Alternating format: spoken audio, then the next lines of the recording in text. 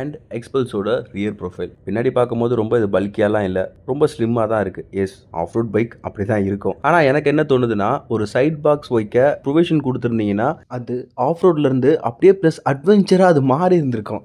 ஏன்னா ஆஃப் ரோடுக்கு ஒரு பைக், அட்வென்ச்சருக்கு ஒரு பைக் அப்படின்னு வாங்க முடியாது.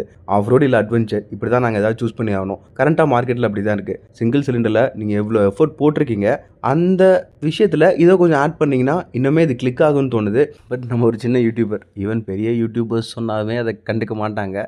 இருந்தாலும் இந்த மாதிரி கன்சர்ன்லாம் எடுத்துகிட்டு இருக்காங்க ஹீரோ அப்படின்றதுனால டேரெக்டாக ஹீரோவுக்கு நான் சொல்கிற விதமாக இதை சொல்லியிருக்கேன். Coming to the tank, 13 litre of fuel capacity. Yes, நம்ம ஆஃப் ரோட் போகிறோம் அப்படின்னா டேரெக்டாக பைக்கை ஒரு ட்ரக்கில் மவுண்ட் பண்ணி அங்கேருந்து ஆஃப் ரோட்டில் போய் இறக்க முடியாது. ஸோ ஆன் ரோட்டில் மேக்ஸிமம் நம்ம ஓட்ட தான் போகிறோம். அண்ட் ஆன் ரோடுக்கும் பைக் கேப்பபிள் ஆகிற மாதிரி தான் இருக்கணும். இந்த இடத்துல ஆன் ரோட் அப்படின்னு நான் எதை மீன் பண்ணுறேன்னா, டே டு டே யூசேஜ், நம்ம ஆஃபீஸ் போகிறதுக்கு. At the same time long ரைடுக்கும் ஆப்ட் ஆகணும். அந்த விதத்தில் இந்த 13 லிட்டர்ஸ் ஆஃப் ஃபியூல் கெப்பாசிட்டி ஒரு டீசெண்டான நம்பர் தான் என்னை பொறுத்த வரைக்கும். So long right and fuel capacity பற்றி பேசிட்டு இருக்கும்போது இதோட மைலேஜ் ஹீரோ 40 கிளைம் பண்ணுறாங்க. பட் எனக்கு நம்பிக்கை இல்லை.